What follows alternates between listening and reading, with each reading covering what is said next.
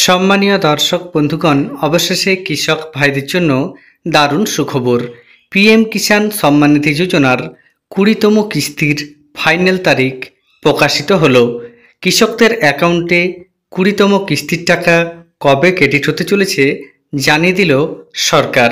সরাসরি কৃষকদের অ্যাকাউন্টে 2000 টাকা পিএম কিষাণ যোজনার আসতে চলেছে। এই টাকাটি 2 আগস্ট সরাসরি প্রধানমন্ত্রী মোদি ডিবিটির মাধ্যমে কৃষকদের ব্যাংক অ্যাকাউন্টে ট্রান্সফার করবেন। পিএম কিষাণ সম্মান নিধি যোজনার 20তম কিস্তির টাকা আসতে চলেছে, সেই প্রমাণটি আপনারা সরাসরি দেখুন। সম্মানীয় দর্শক বন্ধুগণ, এই হচ্ছে পিএম ইভেন্টের অফিসিয়াল ওয়েবসাইট। আপনারা যে কোনো ব্রাউজার ওপেন করে গুগলে গিয়ে pmevents.mygov.in লিখে সার্চ করলেই এই পেজে চলে আসতে পারবেন। এটি সরকারি website.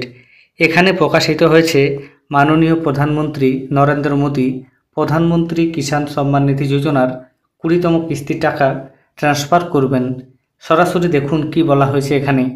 PM Modi will digitally transfer the 20 instalment to more than 9.7 crore PM Kisan beneficiaries 2 August 2025।